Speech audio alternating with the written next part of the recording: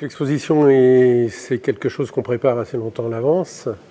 Tous les 2 ans, il y a une grande exposition qui est organisée par la ville du Croisic.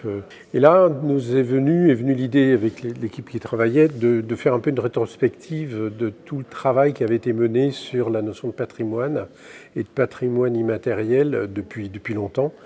Et de le terminer par ce qui nous a occupé ces derniers temps, ces 2 dernières années, c'est-à-dire les entretiens vidéo des anciens et des gens qui ont travaillé avec la mer. Collection qui est à la médiathèque, collection de portraits qui s'appelle Les Croisic et la mer. Donc reprendre un peu cette histoire de l'histoire maritime du Croisic, mais en allant beaucoup plus loin, en remontant beaucoup plus le temps. Donc ça, c'est, on va dire, une base. Après, pour rentrer dans une organisation spatiale, pour dire la scénographie, il faut qu'on ait des axes, donc des espaces, des entrées, des thématiques. Donc on a retenu l'histoire, le thème des couleurs pour avoir un peu une thématique. Nous avons travaillé avec Monsieur Delpire, Laurent, qui est directeur du patrimoine. Et à partir de ça, on a commencé à organiser l'espace afin de développer la technique de fabrication, de regarder un peu ce que ça pouvait donner comme mur supplémentaire. Et puis l'idée, c'est, puisqu'on est dans le temps, c'est une promenade.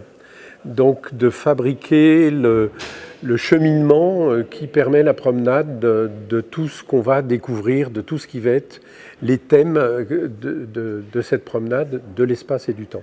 Alors, le thème qui a été retenu pour l'exposition, c'est le Croisic et la mer, puisque la mer est intrinsèquement liée à l'histoire du Croisic et à son développement. Donc toute l'exposition a été construite autour de cette thématique sur 3 grandes périodes. Dire la période depuis la naissance de la ville jusqu'à la Révolution, le 19e siècle et la période contemporaine jusqu'à nos jours, qui sont les 3 grands thèmes développés et illustrés par ces couleurs différentes qu'on a retenues dans la scénographie. Alors, ce qui était très important, c'est de faire comprendre au public et à la population que le Croisic a eu plusieurs vies, a eu plusieurs statuts et que son statut principal a longtemps été un port de commerce d'exportation du sel, à travers différentes thématiques comme la pêche à la morue, comme le commerce international, comme le développement des échanges commerciaux. Et puis ensuite, il s'est mué par défaut, ou en tout cas par intérêt également, vers un port de pêche, et jusqu'à nos jours où aujourd'hui c'est principalement orienté sur cette dynamique et sur la dynamique de la plaisance. Alors la ville est une ville du Moyen-Âge. En fait, des marchands se sont implantés à l'entrée du Trait, à l'entrée du bassin guérandais. Et c'est là que la ville a pris sa prospérité, s'est développée. Donc la période faste, c'est du XIVe jusqu'à la fin du règne de Louis XV.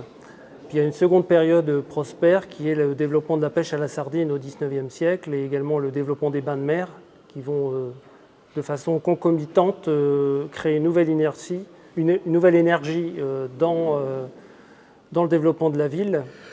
Donc dans cette exposition, on va pouvoir trouver d'abord des tableaux, parce que c'est les témoignages anciens, des textes, bien évidemment, des objets. On va trouver des objets, on va trouver de la photographie. On a travaillé aussi sur l'agrandissement des photographies, une espèce de double lecture en verticale sur le plan de l'espace.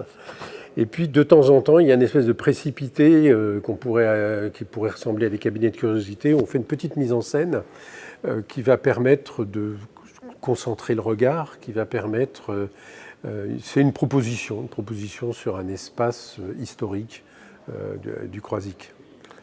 Alors pour illustrer cette histoire riche, cette histoire maritime riche, il a fallu trouver de quoi l'orienter, la présenter. Donc l'exposition juxtapose donc une série d'objets anciens ou plus récents, une série de témoignages, une série de photos. Et tout ça a été possible grâce au partenariat avec le musée des Marais Salants en particulier, avec le musée de Nantes et également avec des prêteurs privés qui ont largement contribué à nous mettre à notre disposition des documents pour rappeler cette période faste de la ville.